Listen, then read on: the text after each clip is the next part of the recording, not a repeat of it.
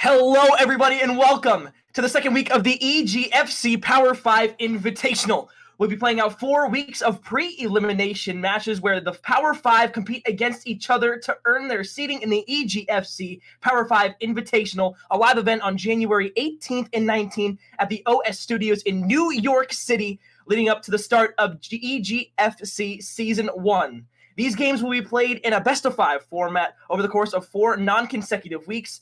So if you don't want to miss any of the action, make sure to follow us on Twitch and Twitter at @officialegf. Keep going. There we go.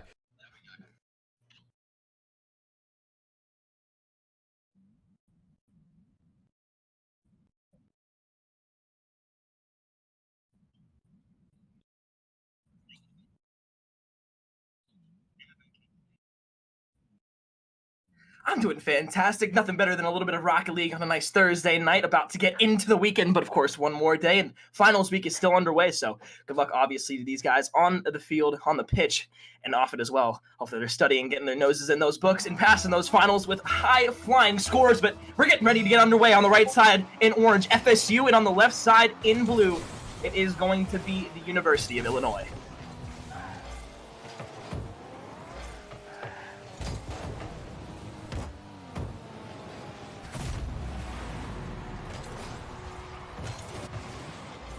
So I feel like this is something I should probably tell you here, Navik. The last time I casted with Squid on the EGF channel, we did not have a single game the entire day out of all 10 best-of-5 matches that we played where there was no goal scored within the first 30 seconds of the game. The trend might keep up here as we continue this along, but it is going to be Icarus in towards middle map, popping it up high. V is going to be up for the side of the University of Illinois, bringing that one back, winning 50-50s up and high and flying. It is going to be Icarus trying to put that one on target. It is going to be a pass, and Bruno takes it in for the score, 2-0 here in the first 30 seconds of the game for Florida State University. Yeah, Ghost got a really nice pass there. Icarus getting the setup as well, and Bruno finally getting it. Those are some really nice touches, and that's going to lead us 2-up to FSU with 28 seconds into the game, Corn.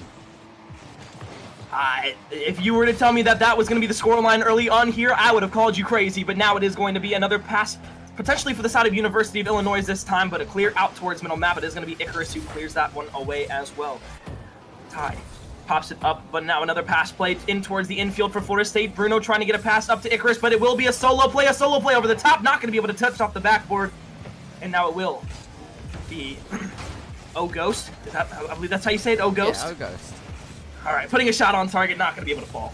You know, thank goodness we have an O-Ghost so that we don't have a double Ghost, as both players have a team referenced as Ghost in the game. A good clear coming out here. We're going to see Illinois here trying to get some clear. Ghost once again setting it up, going for the double tap, gets it off the rebound. V rotating around, gets the tap. Icarus with the contest. Ghost or O-Ghost goes to follow it up there. Good challenge coming out, and now we're going to see the ball running down towards their field. O-Ghost getting a good tap, but FSU playing it patiently. Bruno getting a tap. O-Ghost with the clear. Again, a lot of contest. I really like this play, and these saves are coming out absolutely fantastically for the University of Illinois. Save after save, indeed it is for the side of the University of Illinois, but they're not going to be able to find another one, and that's Bruno's second goal of the game here. It's 3-0 for the side of FSU, and once again, we see the side of Illinois playing a little bit more passively, not being able to get that offensive touch going towards the opposition side, and it's forcing them to sit back, having to rotate through the boosts inside of their spawn and not being able to get any offensive pressure whatsoever. Great job by Florida State to keep the pressure on. Yeah, Bruno now with the touch, looking to get the setup. Is contested by O-Ghost, followed up by V. Icarus winning that trade. Now there's an opportunity coming up for FSU as we see that tap getting a nice pinch over. Now rebounding it, V with a massive clear, and this is going to switch the momentum over. Icarus passing it to Bruno. I like this wall-to-wall play here, but Bruno's not going to be able to get the follow-up. High scraper, hitting that ceiling shot, no follow-up. We're going to see a direct shot onto goal there. Again, I like what we're seeing out coming out from both of these teams. There's a lot of patient plays being made. High scraper sitting it back. Oh no, passes it back to Icarus. Icarus sees an attempt, gets the crossbar. Bruno hits it, and it goes onto the side. That's so unfortunate. Unfortunate indeed, and those were missed opportunities by the side of Florida State. They were playing off of Illinois' mistakes all throughout that offensive try. when they weren't able to get it in. That was a wasted potential dagger here inside of game number 1. Once you get to that 4-0 lead, even a 3-0 lead is extremely hard to come back from, but a 4-0 down lead for this out of Florida State would have put them up and over the top.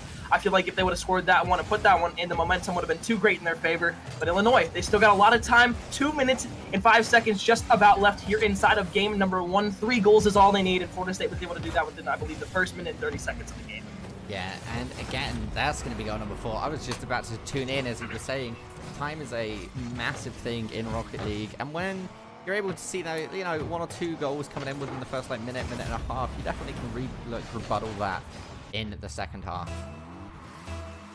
So far, Florida State's offense has been high-flying. They've been fast. They've been furious. But now, it is going to be Icarus trying to maybe win that 50-50 up the side. But no, he's going to bump his teammate off that back wall. Bruno clears it away in towards midfield. And he continues to play that one towards the side of Illinois. Ghost is there for the touch. Almost is able to get the doink off the backside of his car in the net, but not able to find it. Bruno and Ghost double commit up towards that left side. Now, the try goes to the opposite way, but it's still inside of the goal for the side of Illinois. They need to clear this one out, but the pressure continues to come in from Florida State. Another goal just high off the crossbar. And now Illinois finally getting the ball into the side of Florida State, but how long will it last? Yeah, now we are going to see an attempt here coming out from SSU. The double tap coming out. A bit of an unfortunate bump, but Icarus did manage to get the momentum tie scrape here with a good tap from Ogos. Ogos recentering himself. They get it past the defenders. It's an open goal for Ghost at the moment, but he can't get around the ball in time. Icarus, though, that was a very nice setup. He got a really nice read there, committed for his team. I for sure thought that was going to get defended. I did too, and I think that, again, like you said, that was a fantastic read. Not only did he put himself in the best position there, but he allowed his teammates to work that ball back in towards the middle map without him making and forcing a play to where that goal didn't get scored. 0-5 already for the side of Florida State. I think we could pretty much call this one over, but crazier things have happened, Navik, and could this be one of those scenarios? It 100% could be. Like you said, crazier things haven't happened. 15 seconds ago is a monumentous task, but it definitely has happened before. Now, we are actually seeing a good attempt here from Illinois. 2v getting the recenter there. That is going to be a clear, though. And at the moment, FSU have come out swinging. Yeah, they have. And I want to touch on that offensive possession there for the side of Illinois. It seems like what they're trying to do is they're trying to get too many passes going that it's disrupting the flow of the game, and they could have one great shot in their arsenal that they could just pull out of nowhere, but they continue to pass the ball a little bit more than they should be, and it's forcing the side of FSU to be able to make that better play because they're able to rotate towards that next pass instead of them being caught off guard by a potential shot from the side of Illinois, and then them being able to rotate back around and set up for another shot instead of just passing. Yeah, but like you said, you called it at a minute left on the clock, but we aren't going to see Florida State University taking game 1.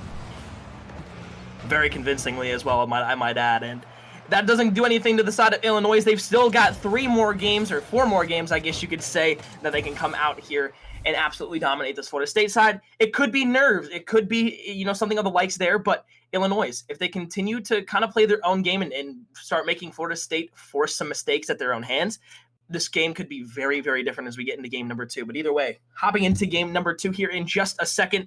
Navik, any predictions here going into game number 2, or do you think we might see the same thing from Florida State with their aggressive play style? Florida State came out, like I said, Florida State came out swinging there, and looking over the stats, they didn't have too many shots, but they found goal after goal. So if they can continue the accuracy and just outplaying the defensive side of Illinois, then I think we should see some very strong performances coming out from them. But we'll see if my prediction's correct as we are hopping into game number 2, ladies and gentlemen. Well, once again, folks, Illinois will be on the left in blue, and of course, Florida State will be on the right side in orange. 0-0. We're tied up once again, 5 minutes on the clock. A fresh restart for both of these teams, which is especially what Illinois is wanting to see after that game number 1. Up high and flying already, it is going to be V_RL. I think he actually changed his name after game 1 there, and now continues to push things forward.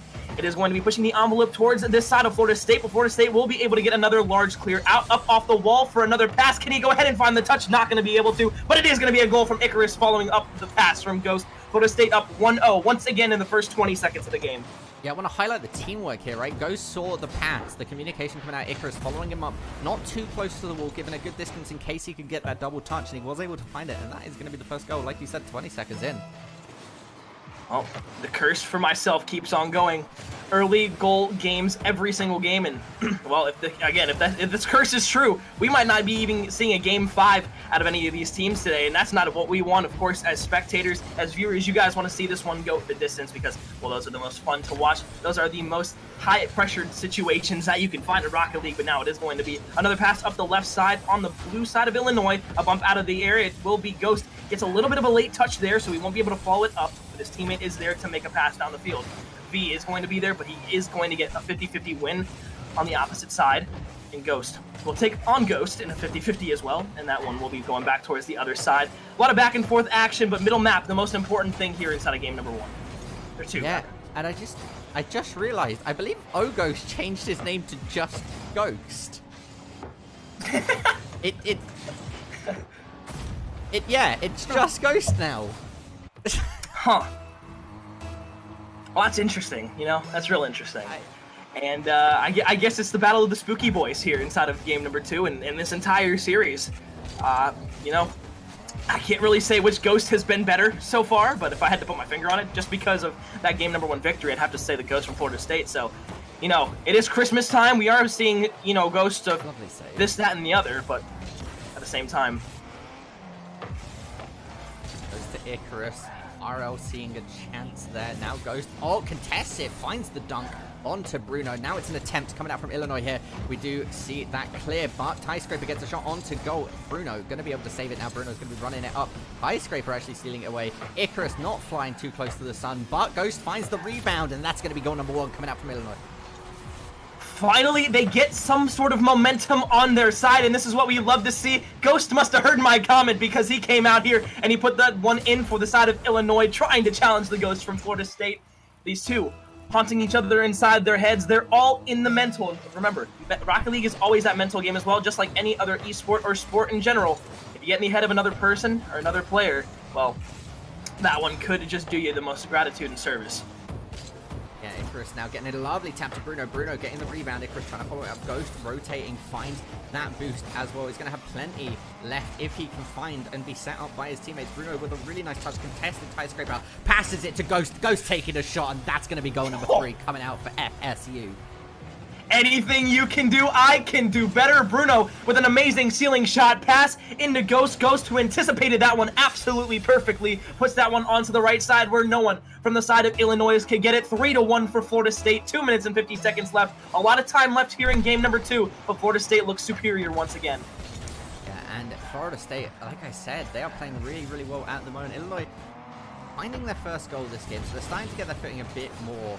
We are going to see Skyscraper trying to stop this from happening, though. Actually hits that side bar. He's not got any boost, tries to commit to try and get a pass to it. R of V, I guess, is the one that we're going to refer to them as. Manages to get a good clear, though. Ghost finding it. Now it's Skyscraper. Skyscraper, good shot. There's going to be a double commit coming out, and they find a clear from Icarus. Ghost, again, recentering it. Gets it past both of the defenders. V's going to get the tap, and that's going to be goal number 2 coming out from Illinois. Oh, Ghost. Right there, that was an incredible bounce shot pass. You see him put that one so hard down on the ground, up off that backboard, and I've heard Squid say it a lot. If it's off the backboard, it's going to be a free goal. I've got to take that one from him right there. Give him credit as well, though, because that was off that backboard, and he put it to where no one from the side of Florida State could get it. Another goal here inside of game number 2 from Illinois. Finally, the momentum could be swinging in their favor. And, of course, only 1 goal separates these two teams with about 2 minutes left here inside of game number 2. Yeah, only a 1 goal difference now. It's the worst state that we've seen FSU in a position, and for a second there, it looked like they might have been able to find it. A good contest coming out from Ghost onto Ghost.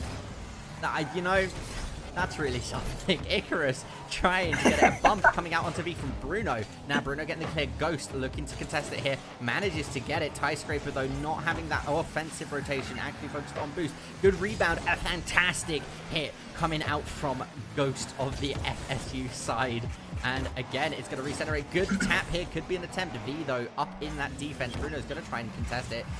Manages to win that challenge against Ghost. A lot of back and forth at the moment. FSU are putting on a lot of pressure. Good double tap as we are seeing for the first time in a little bit. Illinois here starting to gain some momentum. They're going to pass 1 defender, but they just need to get past Skyscraper. The demolition coming out onto Icarus from Ghost.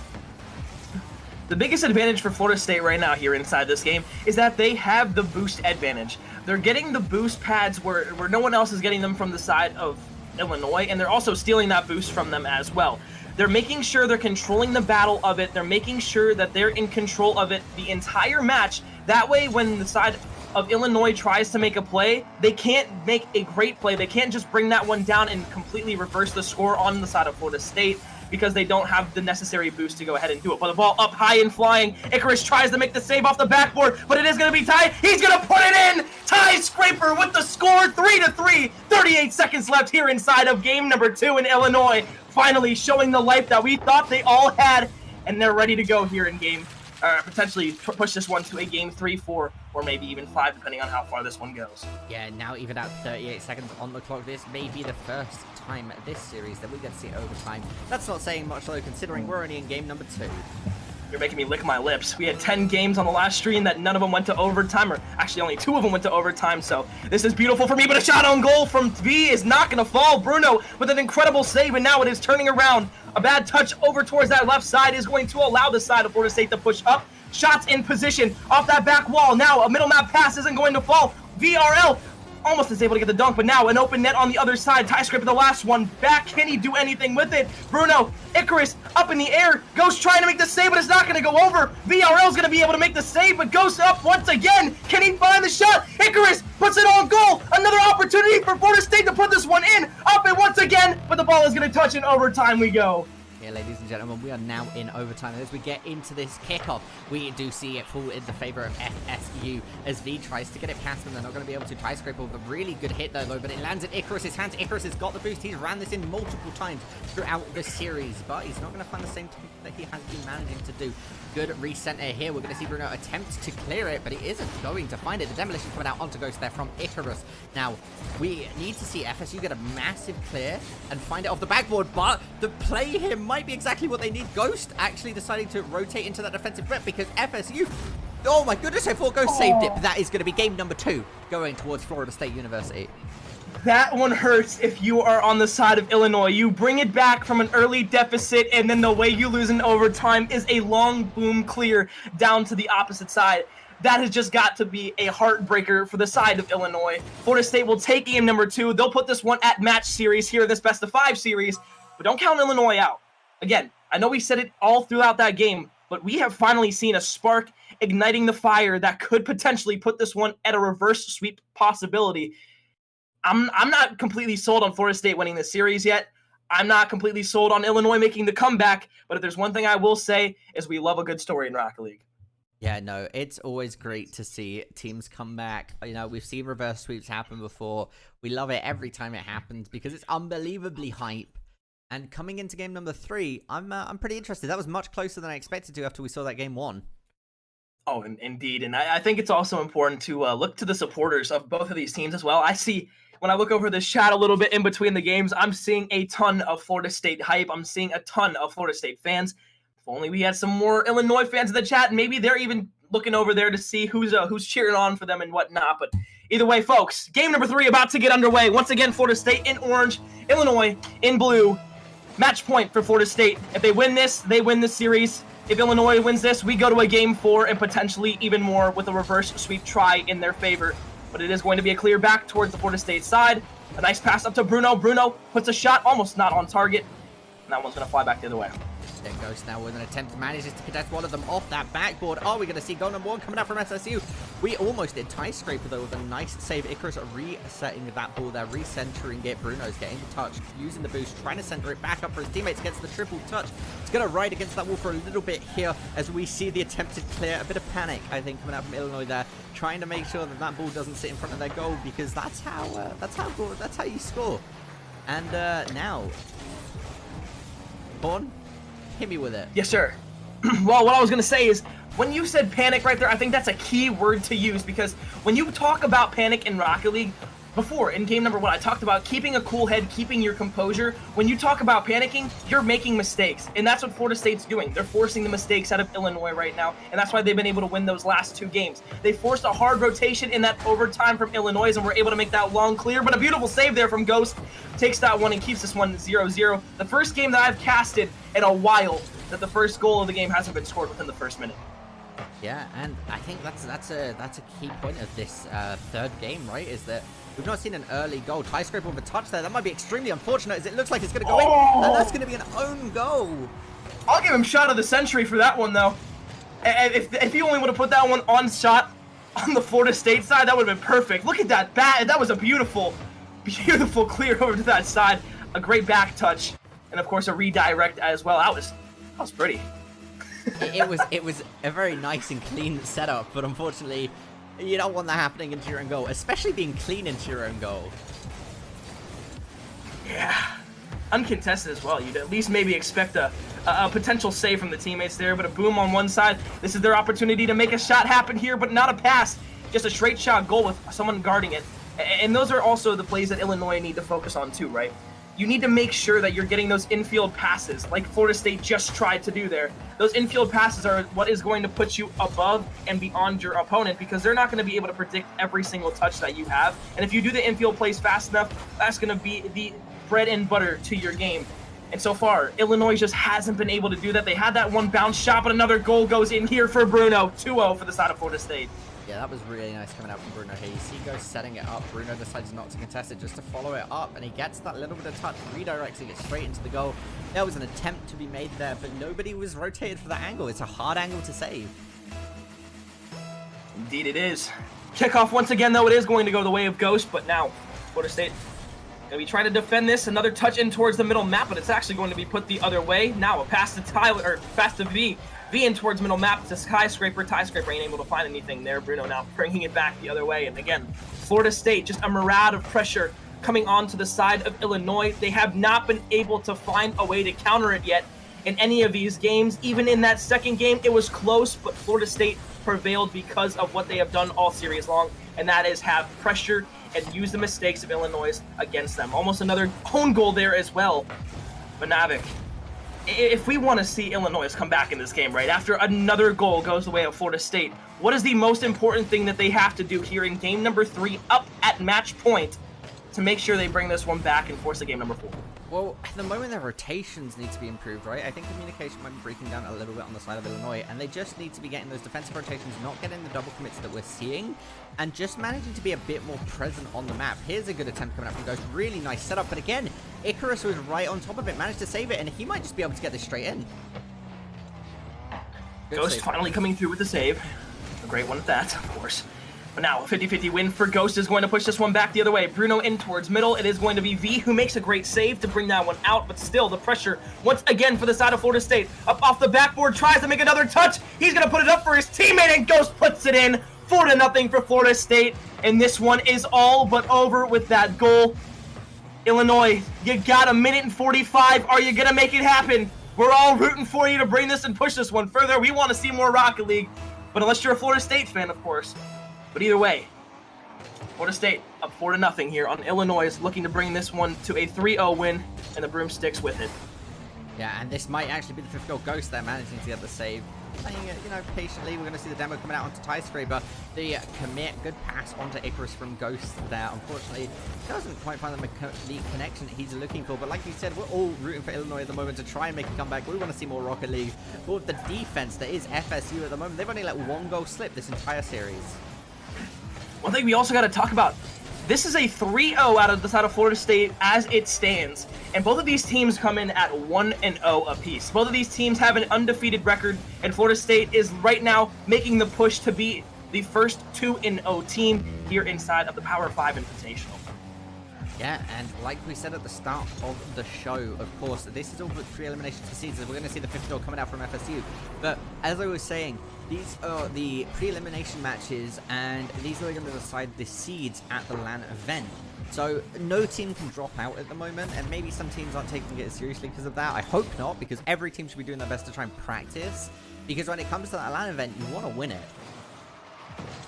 Oh, 100%. And I think something that we also got to talk about is LAN plays incredibly different than online does. Even though the ping is not as bad as it is in some other esports titles, and it doesn't affect the game as much. It really does, though, because if you're going out to a LAN event, not only do you have your teammates next to you, but you also have almost crystal clear connection when playing inside of these matches. It just makes for a lot better gameplay, a lot smoother gameplay, and of course, like I said, being there with your teammates allows everybody to cheer each other on make sure everybody's got the good vibes and that the chemistry is still there and still vibing. Yeah, and I mean, chemistry, that is a key word, I think, for any game, any athletic sport. But specifically Rocket League, right? If you have bad chemistry, you're not communicating, you're not setting up goals. That was a really good attempt coming out from Illinois there. I almost thought that we'd get that. It looked like it was about to pinch in, but with 1 second left onto the clock, ladies and gentlemen, this, of course, is going to be FSU taking the series 3-0. A sweep in the books for game number 1 here on the EGF Power 5 Invitational, week number 2. And, of course, the first game of the stream has come to a conclusion. As Navik said, 3-0 for the side of Florida State. Illinois will now have to be at a 1-1 record, risking a potential lower seeding at the LAN event. We'll see what they can do in their next match when they try to bounce back, but Florida State boasting a beautiful 2-0 undefeated record that is going to allow them to at least have a little bit of a sense of non-worriment. They're going to be out and able to just enjoy the night now instead of having to worry about that 1-1 record. But either way, Navik, I believe we're going to a quick break before we get into game number 2 here. We are 100% Arcorn, and we will be coming back to you very, very soon with Georgetown playing against LSU. So I hope you've all enjoyed game number 1, and we look forward and hope you stick around to see the next set. We'll be right back.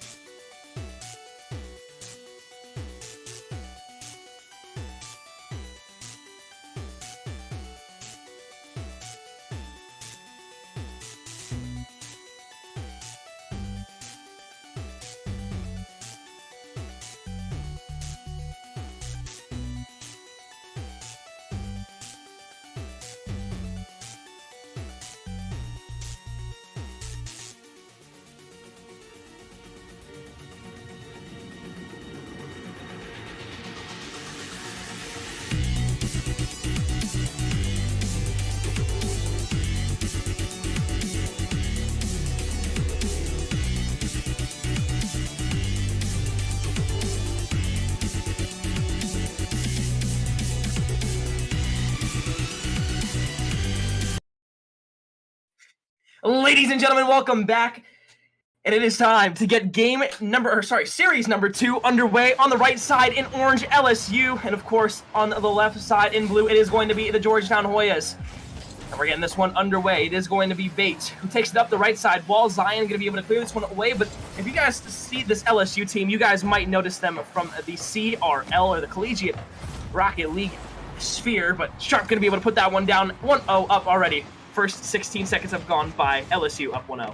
Yeah, Sharp has a lot of experience when it comes to tournament play, especially collegiate play, and he's making sure to show that off as he finds it. Goal number 1, LSU taking the lead. Kickoff underway. Right side, once again, it is going to be Sharp.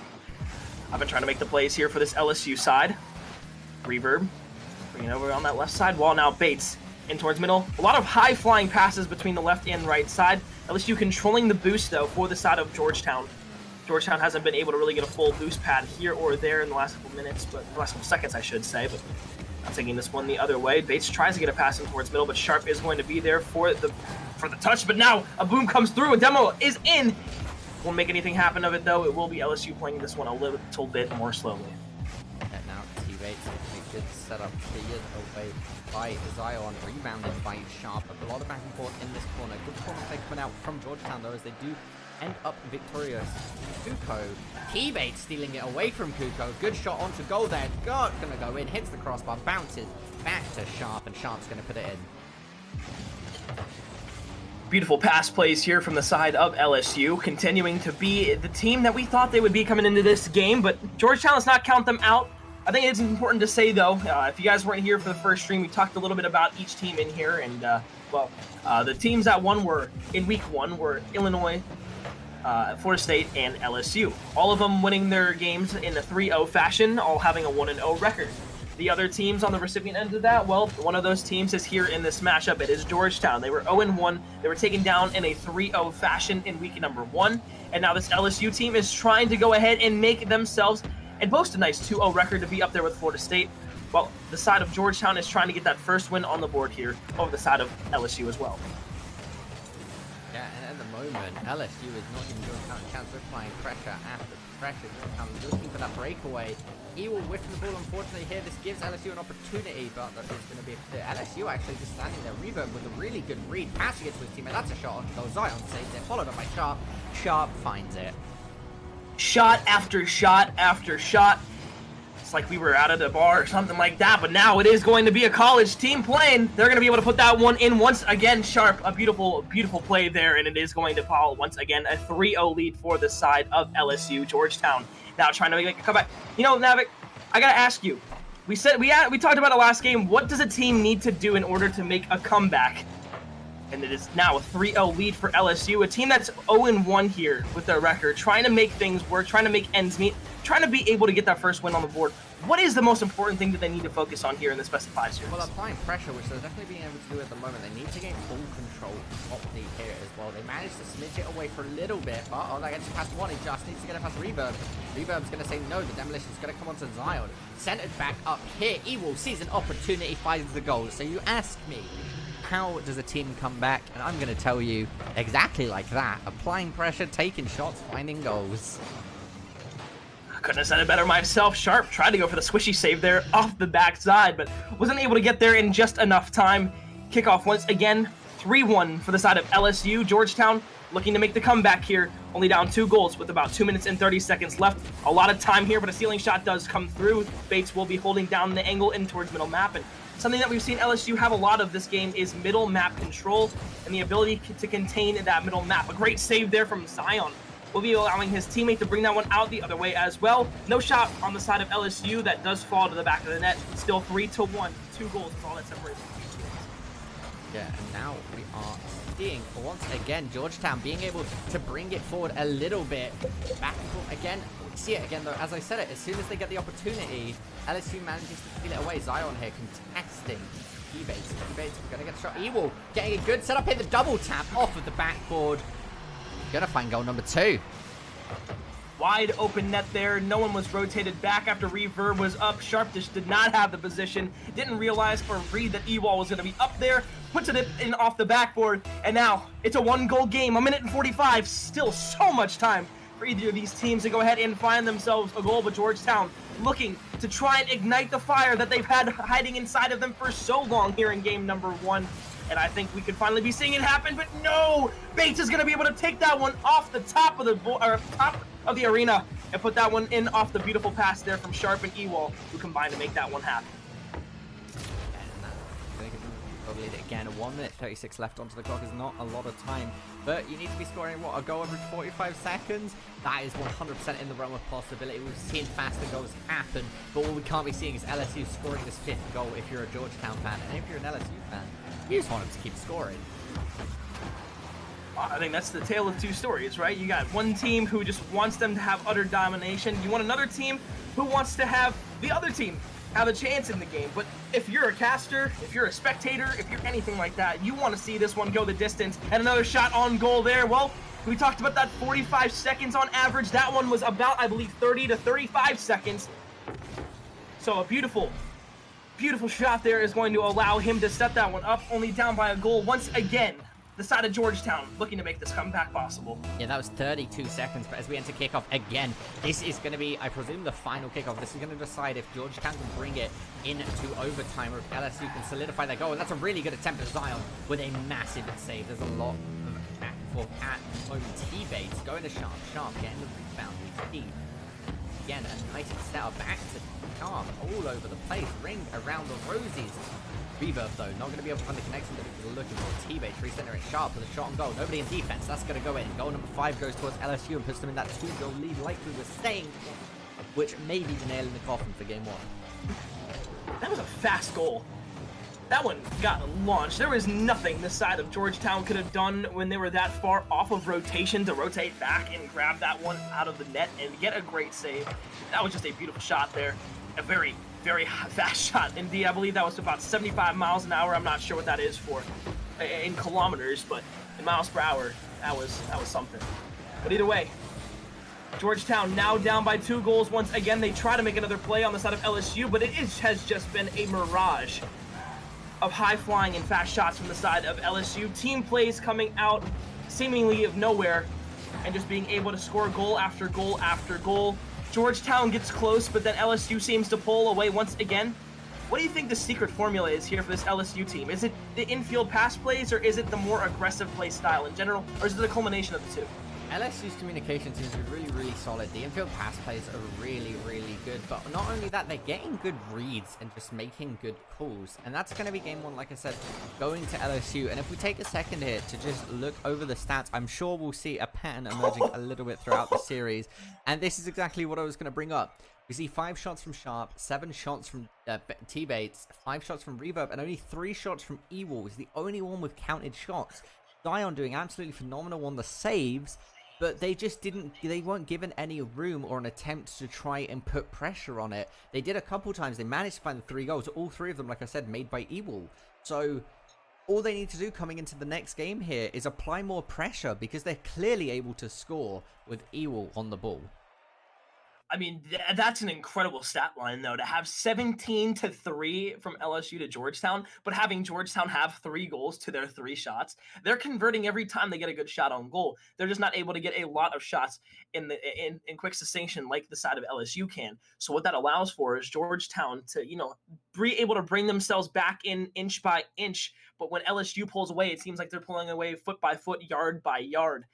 And it's just, it's always LSU being a little bit like 2 steps ahead. They have that pressure, like I was talking about before, where they're just putting that ball inside the goal on target every single time they get the opportunity to. And it's forcing Georgetown to make these bad plays, make some bad decisions here and there. And it's not entirely their fault. Again, it is the LSU forcing them to make those mistakes. So again, it's one of those situations where we just have to take it and look at it for what it is and see that the side of LSU has just a fantastic and high pressure offense on the side of Georgetown that they just relatively can't keep up with as it is right now. Yeah, and that's the thing, right, is when you're not given an inch to breathe, it's very hard to make that comeback. Georgetown played absolutely phenomenally there, being able to score those 3 goals, right, because they were put in a corner and they managed to make the punches counted when it mattered. And so now we will be cutting to a quick break as we have a technical issue actually coming in. And once we get that resolved, we'll be back with you all momentarily.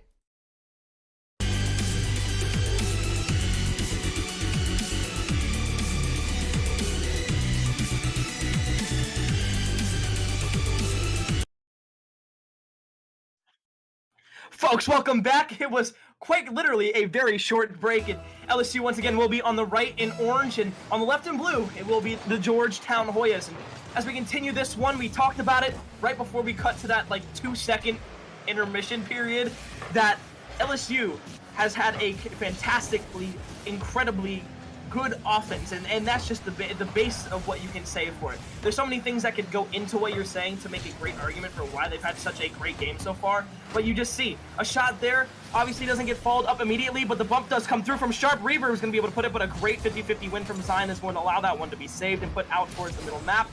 Zion going to win another 50-50, and E-Wall is up over towards the left side. It will be Reverb in Bates trying to make this one happen and clear that one out to middle, but to no avail. It will now be all on the side of Georgetown to clear this one away and keep it there for a little bit. Yeah, I was going to say that save coming out there from that first point onto Georgetown. Something is smiling down upon them because there was whiff after whiff from both teams. Nobody finding the connection to clear it or score the goal, but this might be LSU's first attempt or second attempt at a goal as we see the triple pass and play coming through.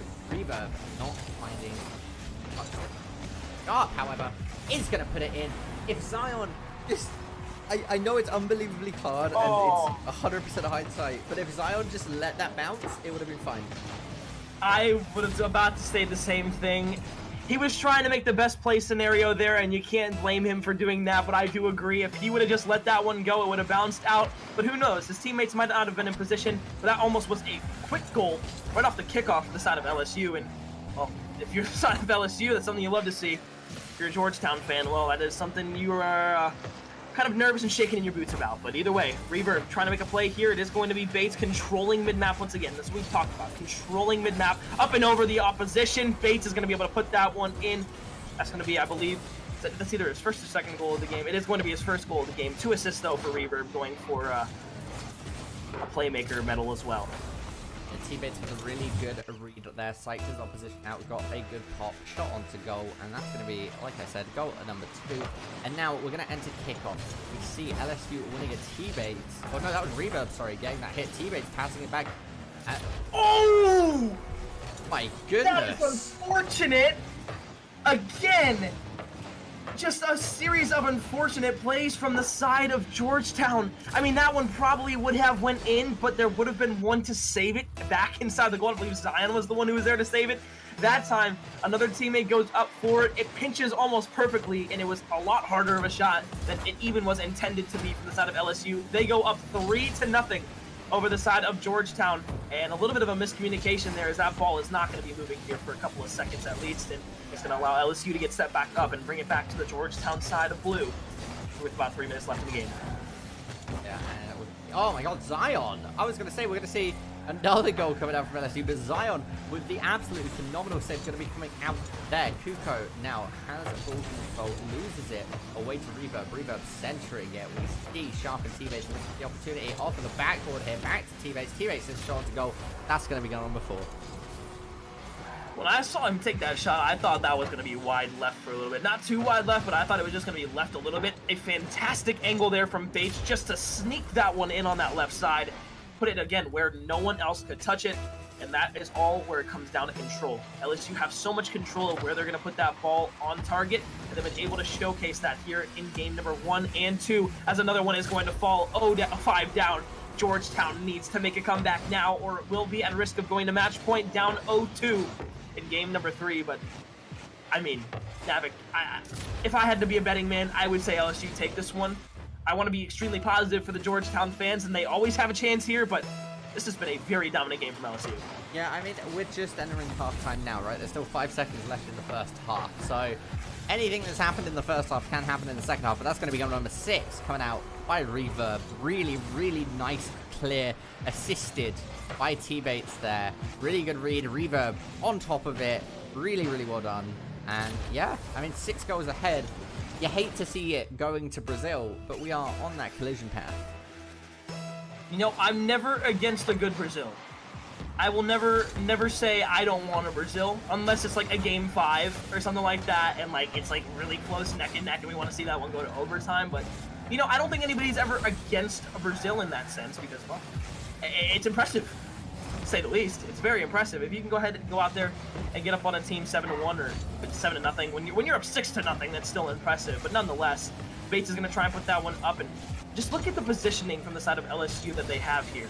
They have everybody spread out in such a way to where they basically got almost like a box of where they want to play. And oh my God, Sharp!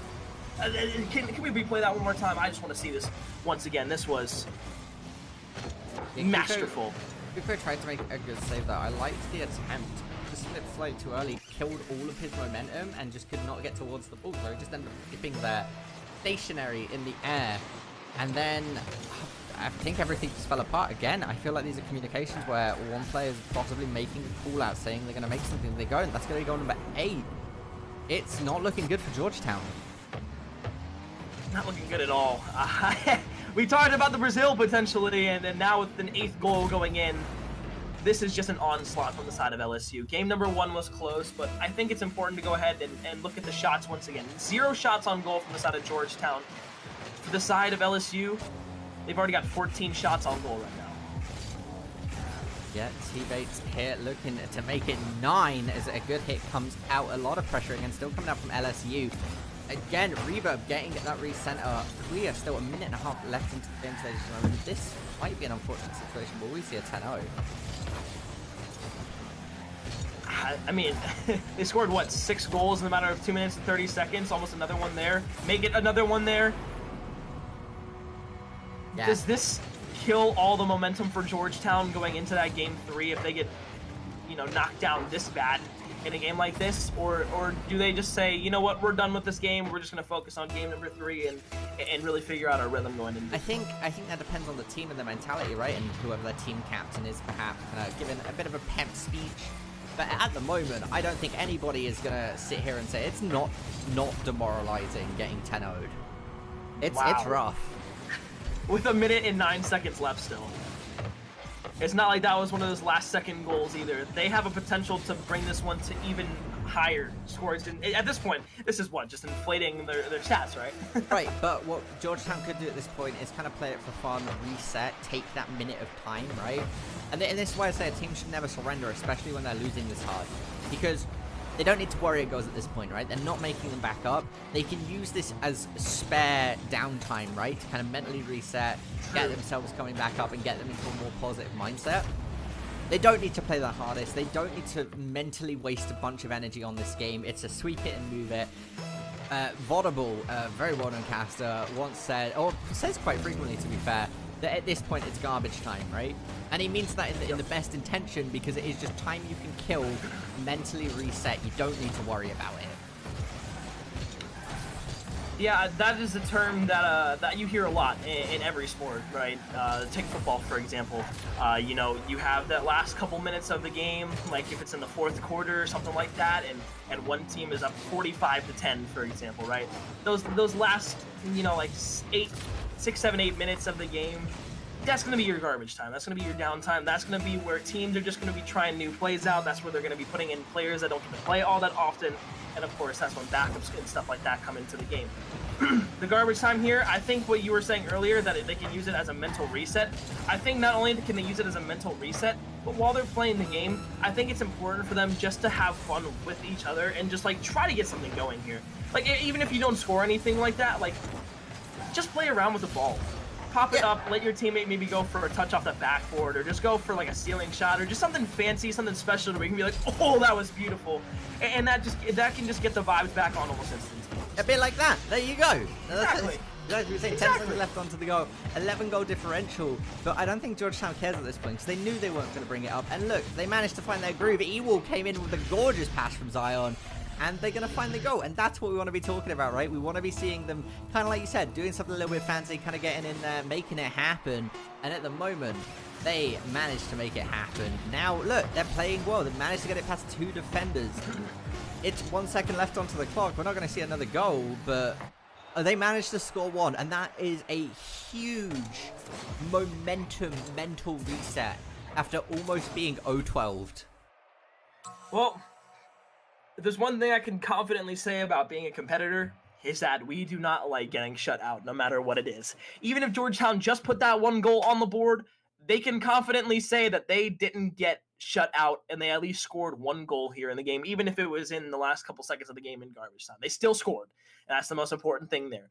But let's go ahead and just, I mean, yes, the LSU ran away with it, and they kind of inflated everything after a certain point because Georgetown was just doing that, what we were talking about, that mental reset. But 11, 8, and 2 with the shots, a double hat trick for Sharp. You've got 21 shots on target for the side of LSU, and 12 of them hit. Not only is that a great conversion rate, but also you only held the side of Georgetown to 2 shots that entire game. They had 5 minutes in that game, really, realistically more than 5 minutes to really make something go for them and at least get a couple shots on goal. But again, like we were talking about before, LSU, when they play aggressive, they're not allowing you to breathe on the other side. Like we said, it's an inch for an inch, a mile for a mile when we're talking about LSU and the side of Georgetown. So game number 3 underway, match point for LSU. Navik, takes away. LSU here manages to get a really good attempt onto that, hitting that crossbar. Evil with a good save. Teammates now looking to set his teammates up, but there was a contest, and it did work out for the sides of Georgetown. Sharp now making to look at it happen, but Kuko and I believe Ewell here on top of him, keeping him marks, getting him past their teammates. Rotating around, gets a good save. Zion challenging it, managing to make it happen. A bump coming out here. Lots of back and forth. Now LSU with all of the momentum. Ewell trying to not allow them to set this up, but Reverb's going to say, I'm going to give it my best shot. Ewell again with a good save. Sharp trying to do it. Oh, there's going to be an attempt. He's going to get it over, and a huge save coming out from Zion. Boost is probably running low on the Georgetown team at the moment, as they haven't been able to rotate to try and get it back up. Kuko here clearing that ball away. Ewell, like I said, Boost looking low, manages to get a full tank there though. So this gives them opportunity, gets it past 1, gets it past 2. Teammates now free to run away with it. He's going to find goal number 1. Bates and Reverb right there beautifully, masterfully took that one away. Reverb was able to dribble that one just far enough to where Bates could get a short but sweet angle right there on the right side of the goal. That one was put in 1-0 for LSU, and the streak basically continues here. Another goal within the first minute of the game for LSU as they continue to try and close this one out in a 3-0 fashion and boast a 2-0 record right up the top with Florida State. Yeah, now, oh, Georgetown looking like they were going to make it. But unfortunately for them, teammates with an absolutely lovely save last second, last minute. They got it though. The bump coming out onto Evil gives teammates another opportunity. Gets the bounce. Nobody to follow it up in the air. Sharp looking to contest. We see Reverb recentering it. Teammates with a shot on goal. Zion clearing it. Goes over. This is an opportunity for Georgetown as they center it back up, and it's stolen away once again by Reverb. 2 teammates. Teammates shot onto goal. Goal number 2. Once again, the old tandem, Reverb and Bates. Reverb's going to pop that one up. Bates is going to be there anticipating and ready for the pass, puts it on target. And again, like what I said before last game, these guys are so good at making it to where they have so much control of their car that they can put that ball anywhere they want on target. And once again, they put it to where no one can touch it. Another goal for the side of LSU. Georgetown trying to get it. Oh, the squishy save almost happened for Bates, but a score now for Zion. A little bit of momentum now for the side of Georgetown as they can start to bring this one back ever so slowly. Only down by 1 goal with a lot of time left on the clock. Yeah, Zion off the backboard there was definitely a good shot. Georgetown now, like you said, 1 goal differential. So if they can get a good kickoff here and not let the LSU score immediately, then we might see a much closer game. But unfortunately, Sharp here getting a fantastic touch. Goes straight in, even after getting demoed. That is just an unfortunate rotation there on the beginning of a kickoff, right? Not rotation, but positioning rather. You know, you can go for fast kickoffs, you can go for all types of kickoffs and everything like that. Almost a beautiful shot there from Bates, but to finish my point, you can go for whatever you want on kickoffs, but you've got to make sure you're not allowing a free touch for the side of the opposition. Right there, LSU were able to get a free touch on it. Once again, able to get another free touch, but this time not in the same capacity. Either way, up 4-1 here inside of game number 3. Again, at match point, folks. Do we see this one having a comeback possible? Yes, we saw Georgetown do that in game number 1 where they brought it back substantially at the end of the game and made it relatively close. But every time they would score, LSU would kind of pull away a little bit further. game number 3. They're trying to make something else happen. A great save off by Ewall off that top crossbar, and once again, another save by him as well. Going the other way, a boomer up. Will it be on target? Sharp's going to be able to find the save. Another touch up off the backboard. Can he find the goal here? No, the swishy save and a bait save by Regular are going to be able to help them out. LSU save another goal from the side of Georgetown going in, and Georgetown now have to rotate all the way back to their half to set this one back up for another chance at a shot on goal. Yeah, I believe that was T-Bates and Sharp who had the double commit into the goal there to make sure that that was saved. Very nicely played by them, and now they're going to find the connection off of that top left corner. They are trying to make it happen. They're trying so very hard at the moment to find this goal, give themselves a further lead. Ewell getting a pass to T-Bates, unfortunately. Now trying to steal it away once again. We do see Zion handling it. Kuko getting bumped rather harshly there, but he does find himself in position there. A bit of a happy accident, if you will. Ewell clearing it away. Kuko now in possession, trying to get the corner by T-Bates, stealing it away. Once again, we are seeing LSU in the aggressive position, managing to find it, managing to get that off of the crossbar. Ladies and gentlemen, that's going to be 5 goals going towards LSU. Another one. I mean, another pass from Rebird that is put down in by Bates. And what better could you say about those two guys? They have been the best here inside of game number 3 for this LSU team. After Sharp had that double hat trick last game, it only makes sense for Bates and Reverb to show a little bit of their talents off here in game number 3 as well. So we continue to keep talking really good about this LSU team.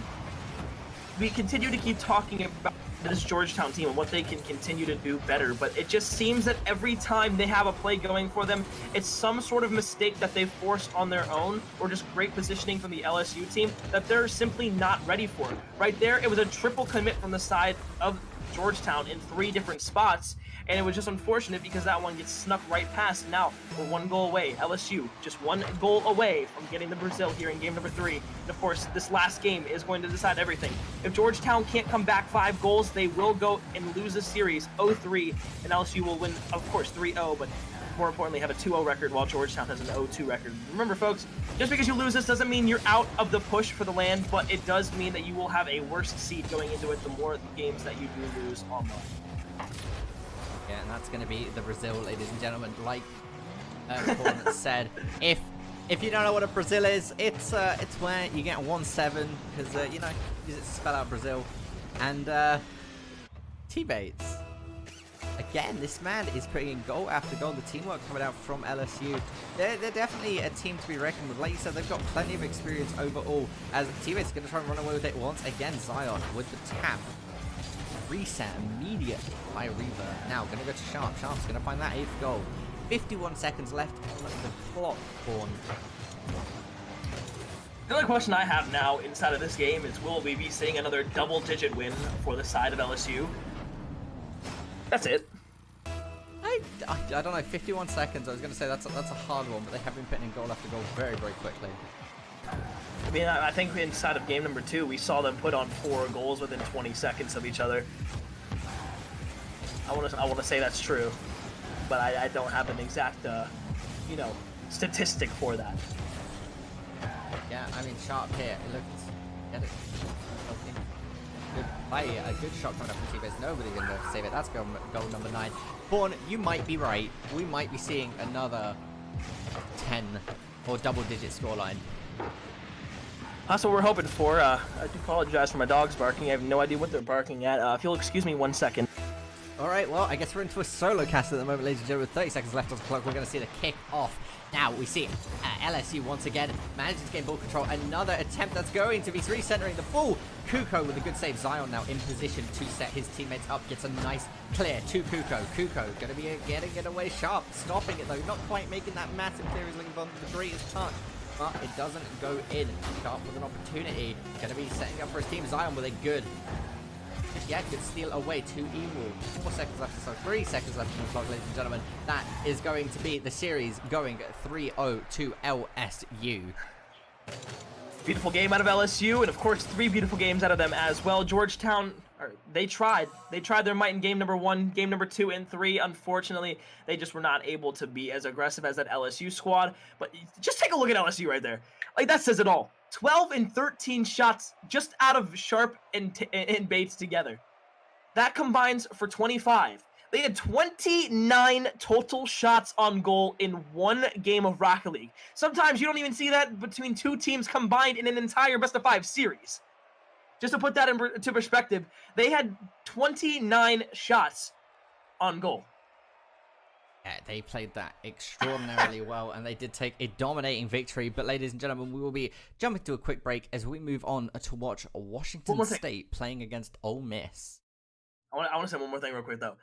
That means the last two games where LSU had this game in game number 2, they had a total of 50 shots on goal combined between those two games. They had 21 in game 2, 29 in game 3.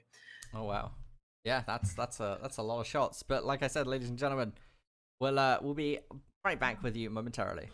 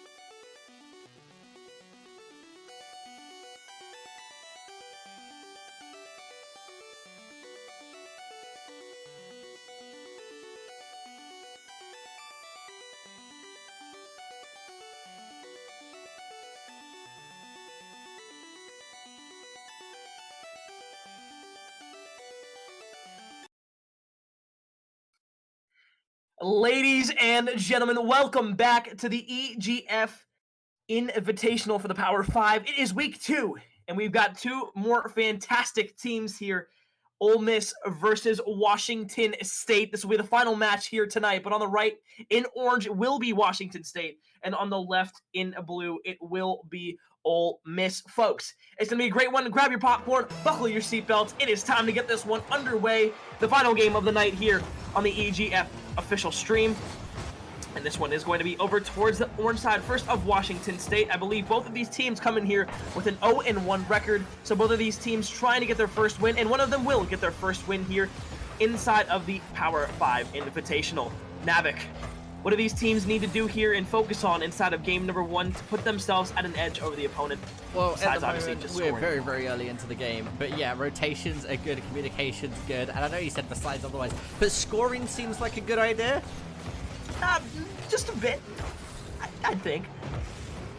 900 cool here with a good pass to his teammate Mojito being able to put that first one in. These teams have been warming up against each other for a little while now because they have to find a central server, as Rocket League doesn't allow you to just join a central server, which is always unfortunate. But both these teams agreed on a server, so now they're about even on ping. And yeah, Mojito being able to put that first one in. Washington State taking the lead, corner. 1-0 up. It is going to be in towards that blue half once again for the side of Washington State. This is going to be thrown off that back wall. A pass and a mid-map for the real Navik. And, well, looks like you've got a little bit of competition, Navik. Yeah, we had this last week as well. He changed his name onto Steam to the real Navik specifically, so we just referred to him as Nav. But, yeah, Mojito here with an attempt thrown, clearing it away. It's, yeah, that's a real thing. Navik and Navik is pronounced exactly the same way as well, ironically. But Nav with a good pass to TG, thrown here, picking it up. Looking to recenter it, recenters it. Navik going for an attempt, doesn't connect. TG looks for it, finds the follow-up, over to Nav. Nav's going to put it in. What a legendary main. I want to watch this one more time just to see what the heck happened here. So TG hit it there, and then, oh my god, he got a little lucky coming there off that back wall, and, well, of course, in Rocket League, there's no luck, all skill, so that was just a beautiful positioning right there from him, and, of course, Nav puts it in one apiece for both of these teams, and as we said before, both looking for their first win here inside of the Power 5 Invitational, and it is going to be, you know, that was a little bit of a sloppy play on the offensive side last time. I'd love to see them kind of clean that one up, but here on the defensive side, it is going to be Don Q Mosquito. Don Q Mojito, Corn. Mojito, not Mosquito, but 900 cool, managing to put it in there. I'm going to let Corn chill off of that laughing fit as we enter the next kickoff right now. Mojito getting a good tap, good clear, coming out, followed up. Good setup by 900 cool. Thrown, getting the pass to TG. TG setting it up. Nav following it up, looking to make the connection. Gets bumped away by James, contesting, winning for them at the moment. Mojito rotating around after getting the touch. We're going to see the back of Demolition coming out onto Nav. James getting bumped away, but did get the tap. Unfortunately, went towards his own goal. TJ, good clear. Pass it to Thrown. Thrown, shot onto goal. Going to hit the sidebar anyway, but it is cleared away.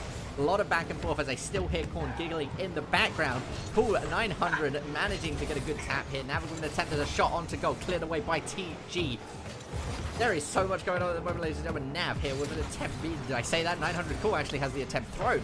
Getting a good tap, trying to clear it away. Corner play coming out. Good rebound. Followed up by Mojito. Mojito getting a tap.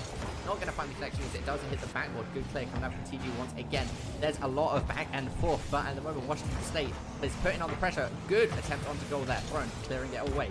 Once again, 900 cool, recentering it, and this is what I talk about, ladies and gentlemen. When you give your opposition shot after shot and you can't make it clear and you can't apply or manage to clear out some of the pressure, eventually they are going to score. But clear coming out from Nav. Nav getting a tap, pinched away, immediately sending it over that corner, rides it around, resets, rotations, comes out here. This is an attempt. There's nobody from the side of Ole Miss to follow it up. All of their team rotated onto that left side of the field, not being able to find the connection. Thrown once again, getting a good tap. PG and 900 cool trying to contest it. Cool, successfully winning that contest into the corner once again. Nav looking to get the tap. James, all right, little bit of a loop-de-loop there, bit of a donut, but it wasted a lot of time for him to get the hit. Are you good, Corn? I am fantastic. Let's get this one back and going once again. It is going to be the side of Ole Miss, who are down a goal. Well, as I say that, the caster curse comes in, and now we'll go ahead and put that one on. 2 goals for him for the side of Ole Miss, and of course now 2 apiece for both of these squadrons, as it is going to be even Steven with 1 minute and 30 seconds left inside of the game. And you know, I'm looking at the chat right now. I had a little bit of time to take a glance at it. They loved it. They love the Mosquito name, so I know I can't do it for the sake of professionalism, but if I could, I would love to keep calling him that, just to make it seem like I didn't make a mistake. All right, well, 900 cool. You definitely did make a mistake, but let's not purposely mispronounce somebody's name. Throne here. I almost just did it there. Throne with a good touch there. TG now getting it past him. Mojito, once again, good contest coming out from Nav. TG stealing it away, getting the tap, gets the rebound. James actually finding the interception there. Mojito centering it. James trying to find the connection. Doesn't get around the ball in time as Nav gets a good clear. Again, lots back and forth. We're in the ping pong time. 2-2 at the moment. It's dead even. 1 minute left on the clock. No solid contentions from either team towards that middle map area. We always talk about how teams can really dominate the pace of a game, or just dominate the game in general, by having someone who can play that mid-map line to make it to where they cannot cross it back into their half, to where they don't have to rotate all the way back, use a lot of boost on that defensive side. So far, neither team has been able to do that, but now it seems like Washington State is really starting to put the pressure on here. No boost for 900 cool, but he's continuing to put this one on target to set his teammates up for a couple pass plays. I'm loving the offensibility from the side of Washington State, but Ole Miss, they need to turn this one around. They need to make some plays happen if they don't want to go ahead and go down 3-2 potentially here at the end of this game. TG managing to sneak it past. This is an attempt here coming out from Ole Miss. They just need to find the connection. 5 seconds left on the clock. Throne misses the tap. And we are, ladies and gentlemen, going to be going into overtime unless we see something absolutely phenomenal coming out from Washington State at the moment. That might be an attempt. James gets the tap. Oh my goodness, it touches the floor. That might have been some of the closest Rocket League we have seen all day long, but the second overtime of the stream, the first one in this series, and of course it is game 1, so everything on the line here for the series lead. Mojito is going to be up. He gets a middle map pass, but it's going to fall short to TG1. James takes it the other way. Nav is going to be taking that one, putting it in towards the left side of Washington State's goal. Can he find his teammate Throne? James now a little bit of back and forth inside of the left side corner, trying to get it out back towards middle map. The long clear is going to come through, and 900 cool will be able to take this one and save a little bit of time for his team as they rotate back on towards the side of Ole Miss. Washington State with the offensive try. Now reverting back towards the other side. It is going to be an overtime. Okay, well, yeah, and TG hit. Hey, we're going into a minute. We could be here for a little while, but this is a good opportunity coming up from Washington State. They just need to get the tap. It's centered up. They just need one more, and they find it. James managing to get that final score, putting Washington State up 1 game in this best of 5. Can you hear me? Yes. Yeah, I don't know what just happened there. Disconnection or something. All right, well, I don't know. It's okay. I followed it up, buddy. We managed to make the calls. We see Washington State taking game number 1, ladies and gentlemen. And oh my goodness, that was 900 cool with 35 car touches. That's a lot of hitting your opposition. To win the game. Yeah, I mean, that worked out. Overall, that was a really, really close game. Of course, we went into overtime. We went into about a minute of overtime. Lots of goals being made. Both teams playing well. Nav, the top scorer of the game. Of course, he is a man after my own heart, clearly. Good naming taste. And we're going to be getting into game 2, ladies and gentlemen, as, of course, we did see Washington State take game number 1. One thing I will say, I love to look at the chat here and there throughout the series, especially after the games are over and when we have a little bit of downtime between that next game starting up. But just taking a look here, Florida State has had a ton of people. When that game was going on, they had a ton of people in the chat rooting for them. And so did the opposition as well. Game number 2, the LSU game, they had a little bit in there, but it wasn't anything. Washington State, they've got copy pastas going. They've got the entire squad ready to go. And this is a full affair of the Washington State squad coming out and showing out for this Washington State team. I can't wait to get into this next match as they go up 1-0. Those guys in the chat must be feeling pretty good about themselves and about their team right now. Yeah, of course. You always want to be seeing your team supporting you, right? Your school, your fans. And yeah, like you said, we are going to be getting into the next game right now. I'm excited for it. I imagine the Washington State fans are excited for it, and I imagine the Ole Miss fans are wanting to see their team come back right now. That was a very close game, like we said, it was going into overtime, but now we're going into kickoff, and it's a massive kickoff coming up from Washington State already. That looked really, really good for them, but Ole Miss taking every opportunity they have. We saw the attempt there from the setup on the corner play coming out from Nav. TG managing to clear it away, and I say that there's a lot of pressure being applied to them at the moment. Washington State are not putting off any of this. They are trying to continue their lead. They've won game number 1, and they're going for game number 2. Oh, they're gunning for it indeed, and I've just been informed that, well, Washington State might have the lead here, but they also have, in quotations, the thighs. So whatever that means, and I believe this probably is something to have to do with a player, I think it's definitely going to give them advantage here in game number 2 because, well, when you've got the thighs, you've got the supporting cast to back you up. So either way, it is going to be James with Washington State trying to play this one back towards their own goal for a tad bit of time to clear this one out towards middle map. Mojito is going to be able to somewhat win that 50-50 there, but now James is going to be up for it. B900 is there for the shot. He's not going to be able to hit that one, but Throne now taking it the other way for the side of Ole Miss. PG here with a good touch. 900 cool, not getting the right read, just rotate straight into the better position. It's a good attempt, and it's going to succeed as Throne manages to find the pass from Nav.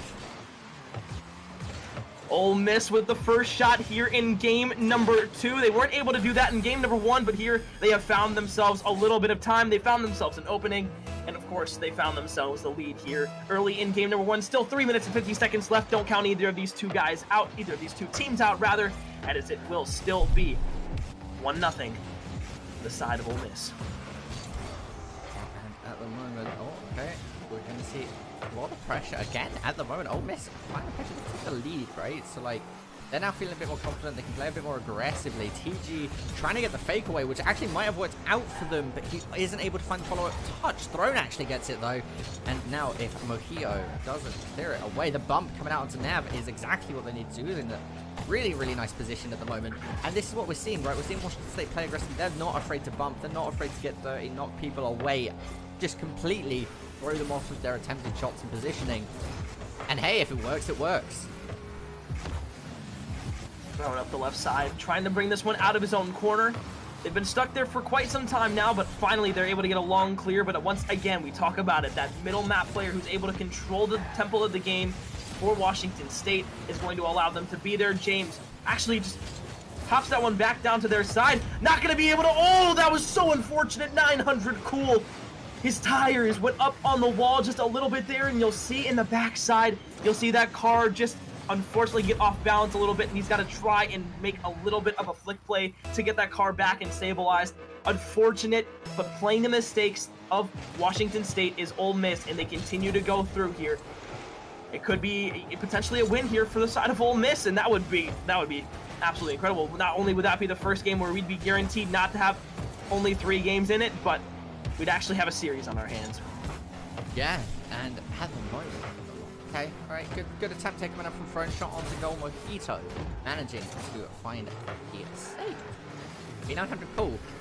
A lot of opportunity there to try and clear it, but actually decided not to. Playing it slow, getting good past the Mojito. Mojito getting a good tap onto goal. TG is going to be able to save it.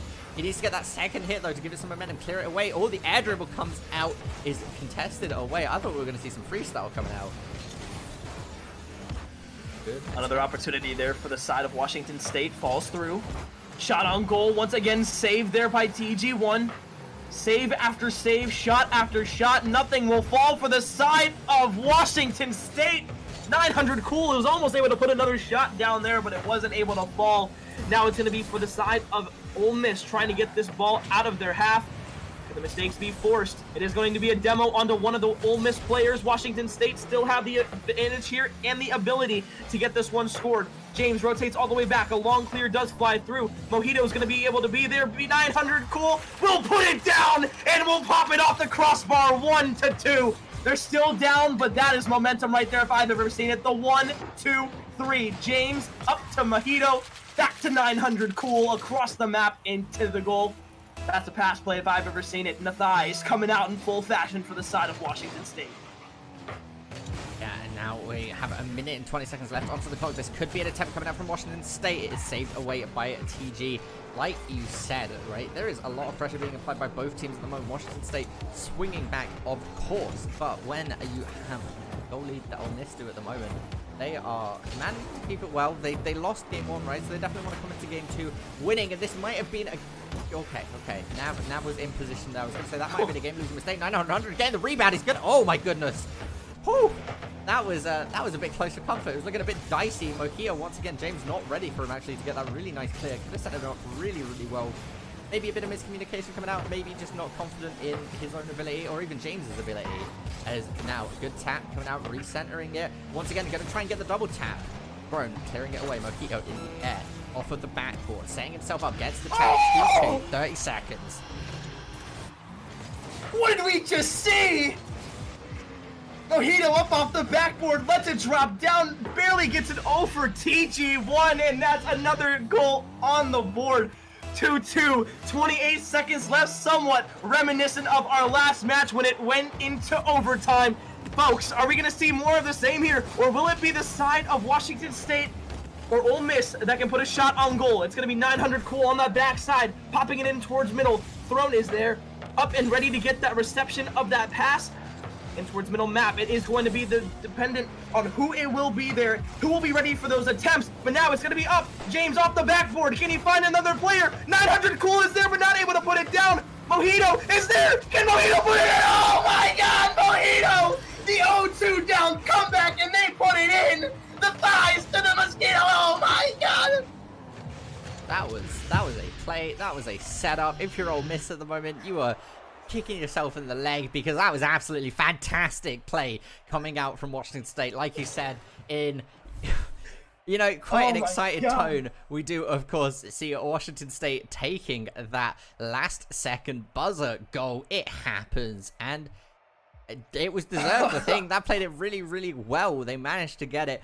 Lots of saves coming out from Ole Miss there. Unfortunate game for them, but I really want to see this game to go to a game 4 or 5, but we could be seeing another 3-0. It could be a 3-0, but this would be one of the best 3-0 series we've ever seen. An overtime, then a last-second goal from Washington State. Although they might be up 2-0, this one, on paper, is not as close as you would be able to see if you've been watching this entire time. Yeah, I mean, the scoreline does not even out to the actual plays, right? It's been close every single time, like you said. And now we are getting into possibly, it is match point for Washington State. Oh, I love chat. I just gotta say that. I love chat, especially when they're for both teams out here. Everybody doing their part to cheer on their team. But either way, once again, it will be Ole Miss on the left in blue, Washington State on the right in orange. What could be the final match of the stream and the final match of this series. Ladies and gentlemen, let's get right into it. 2-0 up in the series. It will be the side of Washington State at match point. Yeah, 900 cool here. Looking to try again. We're going to see Washington State, like I said, match point. James with an attempt gets the recenter. We're not going to see the follow-up coming out. Oh, and as soon as I say that, Mojito coming up into the air here. It's an open goal. If B900 could get the tap, and unfortunately he doesn't. James, though, is there. Good corner bounce. This is what they want. TG getting clear, getting over to the defenders here. Nav is the last defender for his team. James shot onto goal, gets it over one, hits that backboard. Throne, managing to pinch it up a bit further. Another attempt off of the backboard, shot after shot. TG's going to try and contest it. Does get the dunk onto Mojito as Mojito tries to clear it away. Really, really nice send. Completely center field at the moment. Even out everywhere. Good tap coming out from Throne. Once again, TG, good hit. Throne's going to follow it up, looking to try and contest them, but the double commit does work out for them. James, it lands in his hands. He gets demolished, but it gets past to Mojito. Mojito doesn't get the touch. These separate defensive stints from both of these teams have been incredible to watch. A minute 15 has gone by here inside of game number 3. Neither team has yet to budge on the defensive or offensive side.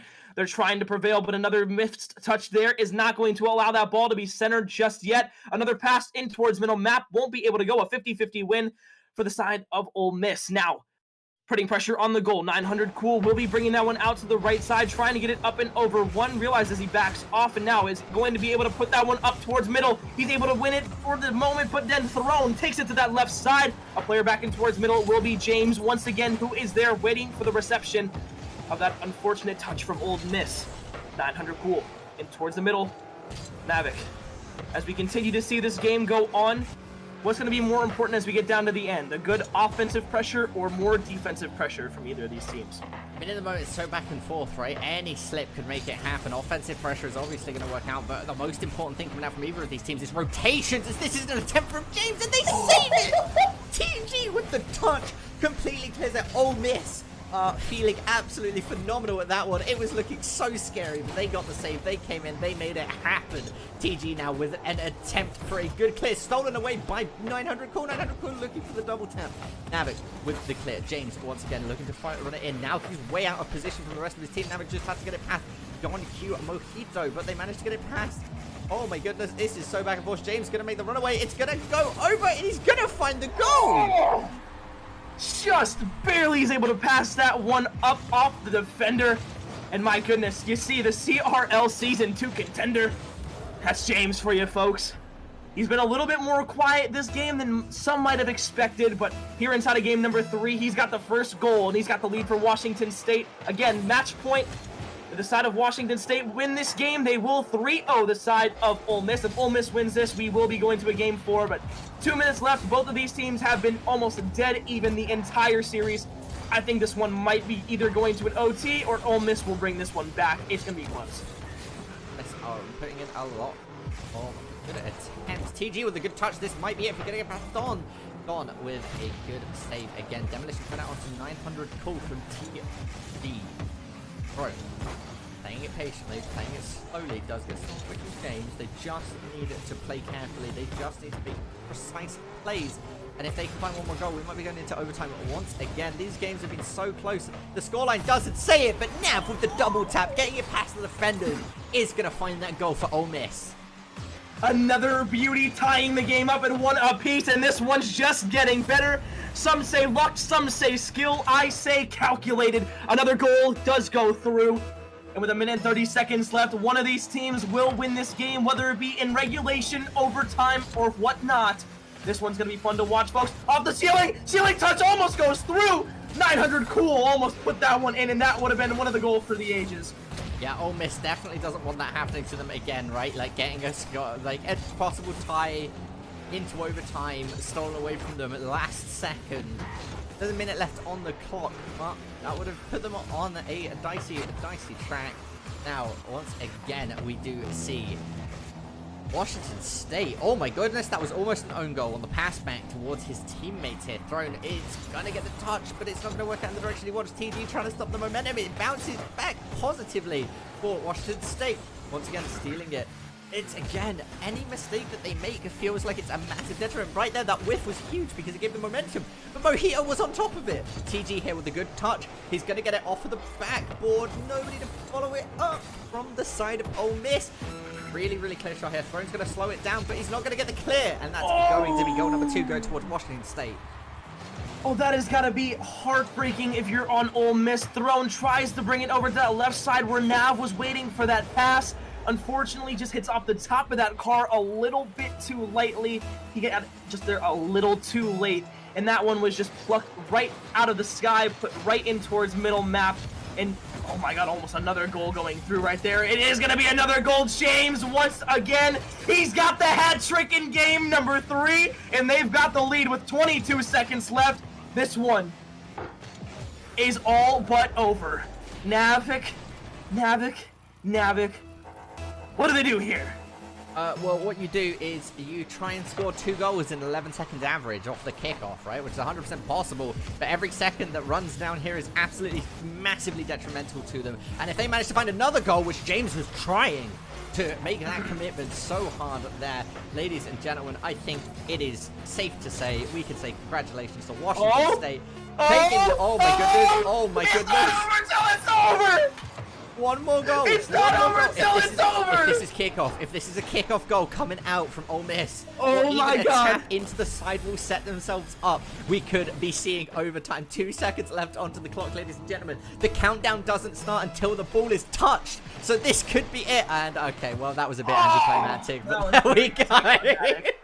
Either way, folks, Washington State take the 3-0 victory. They bring out the broomsticks, and that will be 3 3-0s on the stream today. Once again, another week of the Power 5 Invitational, where every single game goes to only 3 games. No game 4s, no game 5s. We'll have to try again next week if we want to see some more spectacular, maybe game 4, game 5 action. But either way, folks, it has been an absolute pleasure casting here tonight once again for the EGFC and, well, of course, the Power 5 Invitational as well. Navik, once again, always a pleasure to cast with you, brother. But I think that's going to do it for us tonight, is it not? Yeah, and, that's how it goes. We do have to end it at some point. So, ladies and gentlemen, I've been Navik Dignan, and you can find me on Twitter at NavikCast.